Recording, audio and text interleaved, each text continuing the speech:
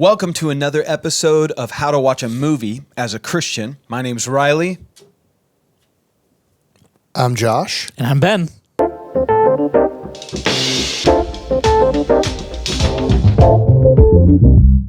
How to watch The Last of Us as a Christian. Now, Josh is here because he's our resident Last of Us expert. So, Josh, give us a little bit of an intro to The Last of Us.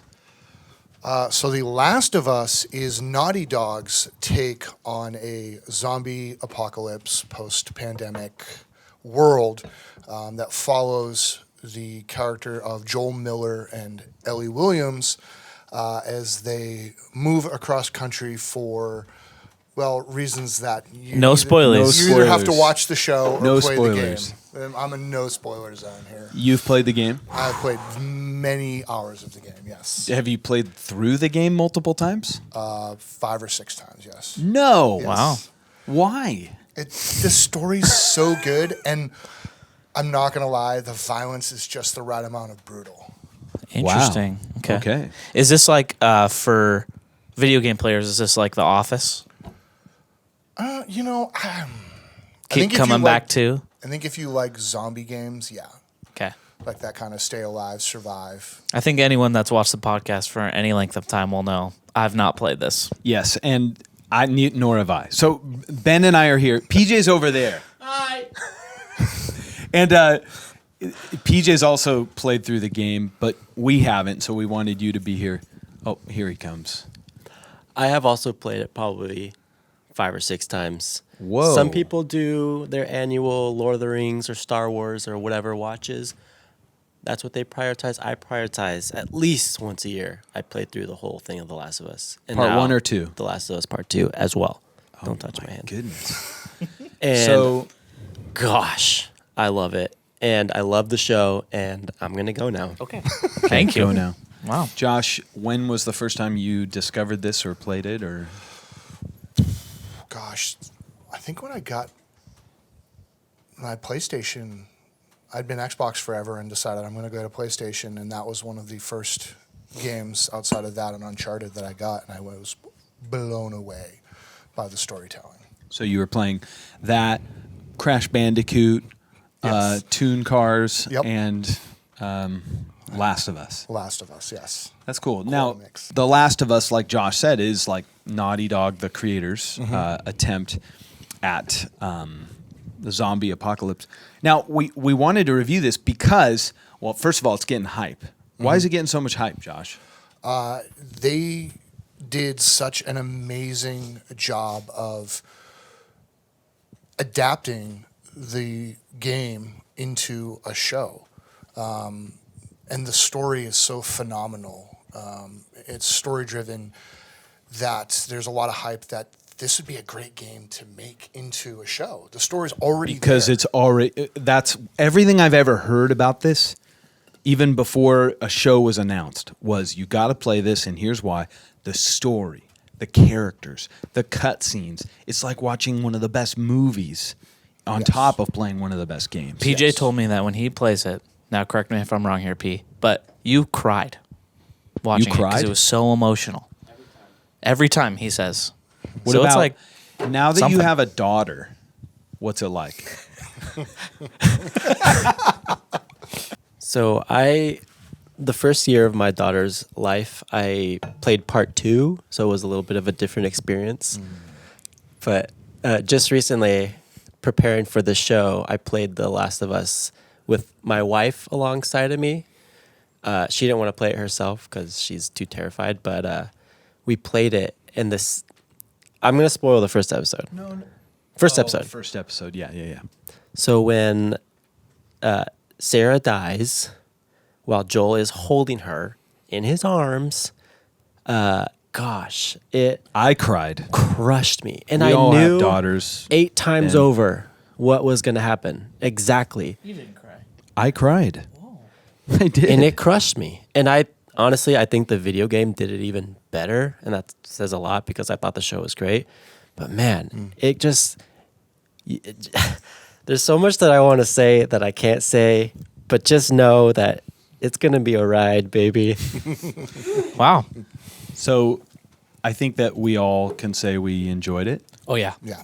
No, what about you? You hate horror. I so do. were you terrified or? Oh man, I was so scared.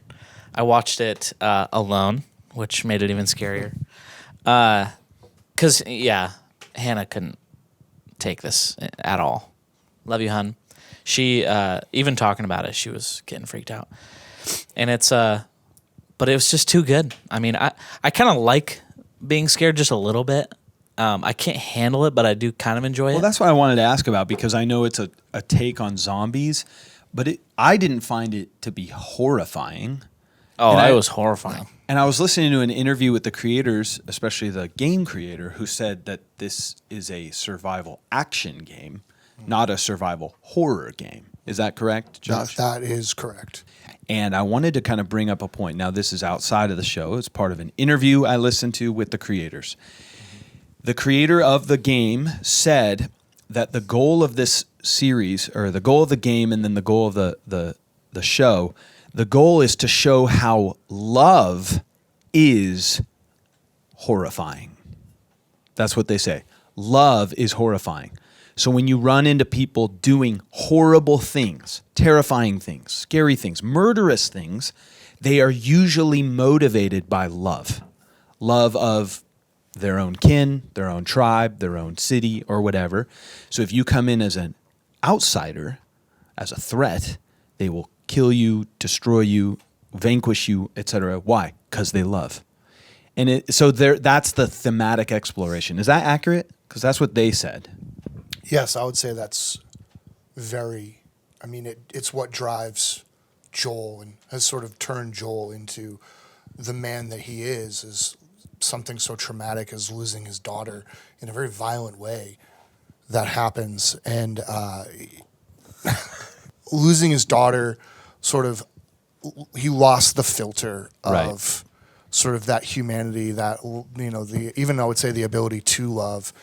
And it sets him on this road of, violence and doing whatever it takes to survive. But that through the show and the game, you realize that no, he didn't really lose that. He gets it back? He gets it back. And from the very beginning of the game, I think it's very clear that he's even worried about it. You see a glimpse of that in episode 1, and there's beautiful parallelism as a visual storytelling going on, where at the beginning of the show, the outbreak happens, and Joel shows up to clobber the crazy old lady who's possessed with the fungus. He clobbers her in the face with a wrench. And Sarah, the daughter, is standing to the side going, Horrified. Yeah. Terrified. and there's a parallel scene at the very end when Ellie is under threat by the dude with the gun, Fedra agent, yep. the Fedra agent, and Joel has a traumatic PTSD episode where he's remembering the trauma of the past, and he attacks this dude, beats him to death, and it cuts to Ellie, who also is off to the side watching this brutal killing, but her reaction is not like Sarah's. It's this own thing where she's like fired up about it. You know what I mean? And so you see they're sowing seeds of parallelism where Ellie is almost a replacement for Sarah, a new daughter for Joel, but a very different daughter. Not scared, not timid, not shy, but like fierce. She stabs a dude in the leg and all that stuff. So is that part of how it will play out? Like Joel gets to know this different young girl and that restores him to... One of the interesting things, and I think PJ will agree with this, is that he fights it for a very, very, very long time. He fights his attachment? He fights the idea that she could be a replacement. Oh. And then there's a crack in the armor, if you will, and he just bonds with her, and it turns into that thing that you're talking about. Now, this is definitely my favorite show that features Pedro Pascal traveling from location to location with a child. with a little child. Yeah. She's totally. Grogu Part 2. Grogu Yeah. Part 2. If you didn't know, Pedro Pascal plays the Mandalorian. Spoilers. But here's what I want to talk about. As a Christian, there's a theme here that I think is interesting, that love has a horrifying element to it, that it is out of love that we do terrible things. Terrible in the sense of terrifying or terribly, there's a terrible potential. Like as a dad who's got a daughter, what would you do for your daughter? Yeah, anything. Would you kill for your daughter? No. Obviously, that anything is. No, I wouldn't. But yeah, what would I do for my daughter? I actually know. I don't know what I'd do. That's probably the scary part. Yeah, that is the scary part. I think it's easy to say, I would do this, but who knows what you would do. And No I think clue. that's the point, is that the horror is what would happen if my family was threatened. Yeah, you put yourself in that position. Your daughter died. 20 years later, you have this new person. He would never expected that he would snap and murder some guy. Yeah. But it's out of the love that he has somewhere deep inside of him for his daughter. They have actually, this is different from the game, to my understanding, but in the middle of the episode, there's another piece of visual storytelling where the kid wanders into Fedra, but he's infected. He hasn't shown any symptoms yet, but he is. And so there's a girl who's part of the team that disposes of those bodies, and she says to Joel, I can't do it, it's a little kid. And Joel does it. And so that's a symbol, it's a visual symbol of how far dead he has gotten when it comes to loving a child. He's so dead inside that he's the one who could easily dispose of this little body. A fantastic addition to the story. Yeah. I think. Fantastic. So here's my question. The biblical theme here is that love is kind of the bigger virtue, and underneath love are these subsidiary virtues. And one of them is wrath. So the Bible says God is love, right? We all know this. 1 John 4:8, God is love. And the Bible also says that God is full of wrath, full of anger, full of indignation against what? Injustice, evil, sin. So God is love, and he is full of wrath, but the Bible never says that God is wrath. And the reason for that is because wrath is a subsidiary of love. It's a side effect. When you love something, you are wrathful about anything that violates that thing. So you love your daughter, you would be wrathful, and righteously so, against anything that threatens her well-being, right? Yeah. In the same way, God is love. He loves the world, and he is full of wrath at anything that threatens to destroy it.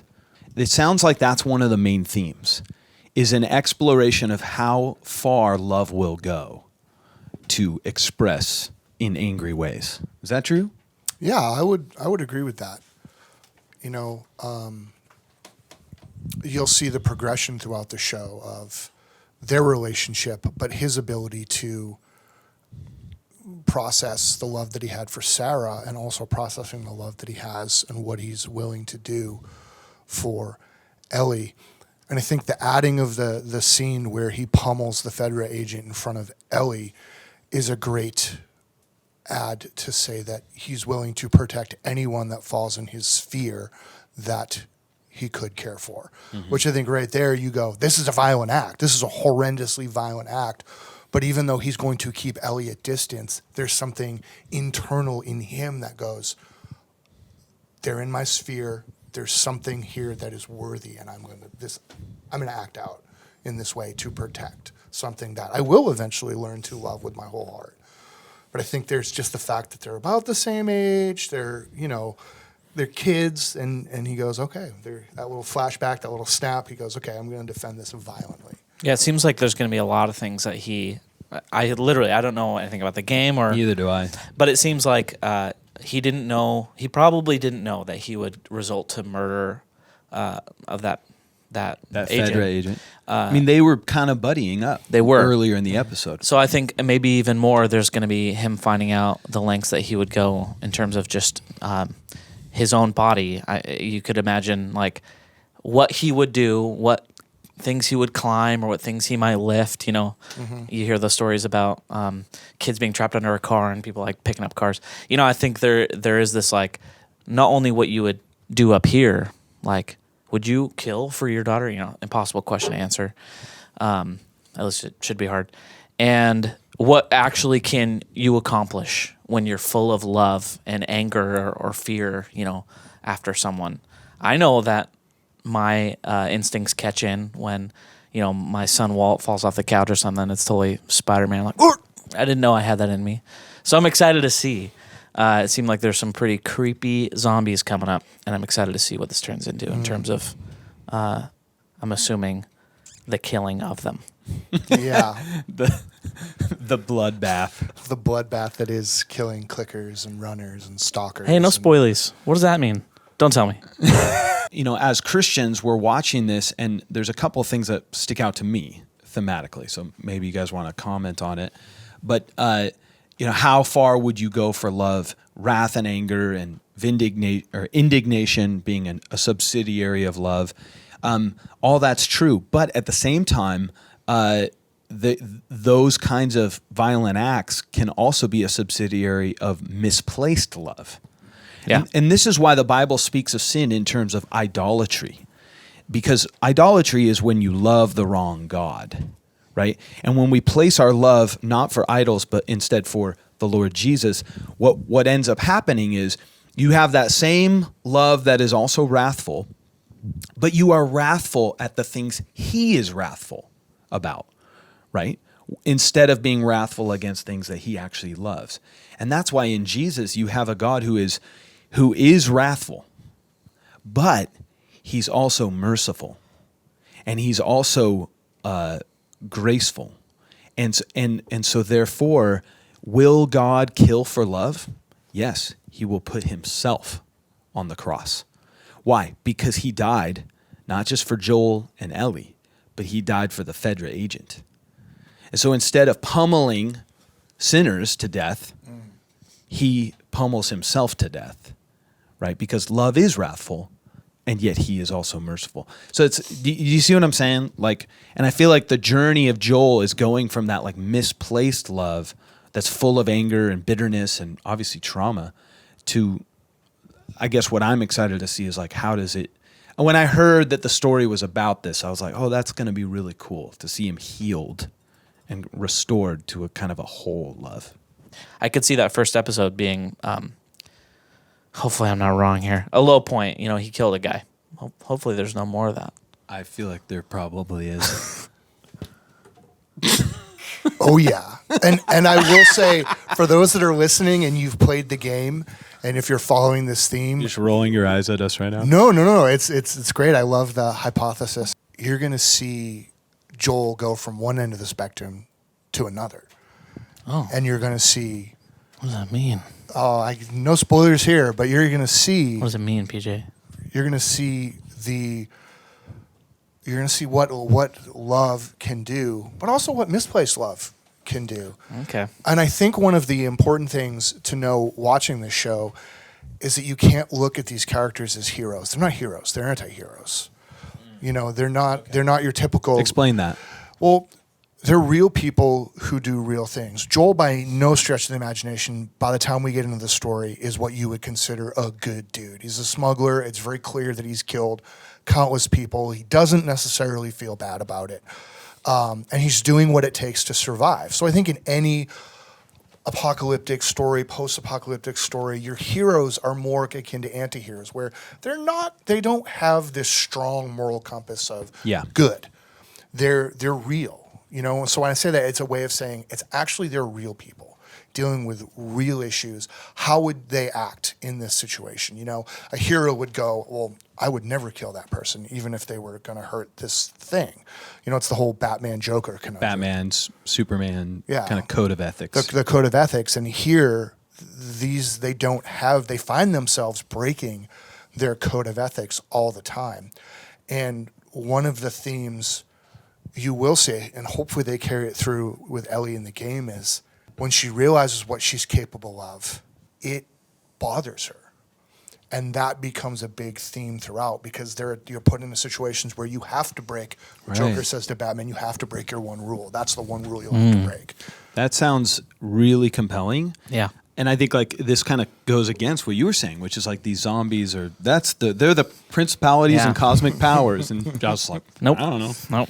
And this is something like I loved about The Walking Dead is that or the early seasons is that they explored that gray area where these evil beings, they're human actually, possessed by a disease, but you know when you're popping off clickers or walkers or whatever it is, you're killing human people. Zombie stories. I remember reading some Christian article years ago about zombie stories being rooted in the occult and stuff like that. And I go, no, wrong. Zombie stories are quite simple. It's a hypothesis. It's a thought experiment. What would you do if society was reduced to its basest desire? Survival, tribalism, removal of all technology, and how would that affect morality, ethics? How does the image of God factor in if they're possessed by fungal diseases and stuff like that? This is compelling stuff. I just think it's interesting. Well, and I think to tie into some of the stuff you were talking about, the lengths that you're willing to go, just having watched the final season of The Walking Dead, there's a moment where Negan and Maggie have a conversation, and she's wants to kill him because, you know, he killed her husband and brought so much grief onto the communities. And he's really, truly changed from the person that he was in the earlier seasons. And he explains to her, you have to understand that I had people that I had to tell their loved ones aren't coming home because you attacked the thing. You attacked our base. And she says, well, would you have done anything different? He says, yeah, I would have killed you all. And you realize that he's speaking out of an area of protection, that to protect his people, knowing what he knows now, he had to remove all the threats. And I think that for people that care for people or people that are posed with these situations, what would you do to protect your family, your clan, your people? What is it that you would do? Going to the tribalism, going to these post-apocalyptic stories, it's rooted in our base things of, I don't know what I would have to do, like Ben, like you say, but I have to be prepared to do whatever I need to do in the moment. Yeah. Yeah, so as disciples and movie lovers, how are we watching this thing? What are we going in with? How about you, Josh? I think the same way I played the game is going, what are we going to discover? What is the good? What is the bad? And, you know, I know by... Okay, No I can't say what I'm going to say spoilers. because it's Constantly like, spoiler please rich. don't. It's spoiler rich. You don't know what I'm capable of. You don't know if what I'm you capable spoiled this show for me. You don't know what I'm capable of in terms of spoilers. Hello. But I'm going into this watching and looking for the relationship between Ellie and Joel. I think it's the same thing I was looking for in the game and how they interact with the world and really the way they cling to one another in just utter desolation, you know, and the good that they find within each other, and how that the back and forth that's played through that. That's and good. I'm just ultimately looking for that. Give me that last episode already. No, give me that last please. episode already. I'm excited for the last episode when he delivers her and then Luke comes to train her. Yeah. Yeah. That's going to be cool. I'm excited for when Joel finally takes his mask off. Yeah. I'm looking forward, especially like a lot of what we're talking about is these kinds of stories provide like a thought experiment. And every story, I think like one of the first ones was Day of the Triffids. I read that book 2 years ago or so. And that same thing. It's like these stories just kind of put you in a place like, what would you do? Would love still be possible? Would truth still be something you do? You know what I mean? Like, and would you kill? Would you not? Like, what is right? What is wrong? Right? I would die very fast. You'd be like, I'm not going to kill, and then just immediately get eaten. I'd be really excited for the cure, I guess. I would kill for you. Really? A clicker. Oh. I don't know. Watch actually. yourself here. Don't Watch kill for yourself. me. Okay, I won't. No I'd kill way. for both of you up until a bloater, then you're on your own. Would you kill him for me? And would you kill me for him? No. Oh. I don't Which know. one? I can't say what I would do. Which of us would you throw to a bloater? Who are you going to kill? Depends on what you say to me and how I feel in the moment, I guess. That's me. This has been How to Watch The Last of Us as a Christian. I think we all liked it. We're super stoked. Super stoked. Awesome. We are Pacific Parable, and we will see you at church.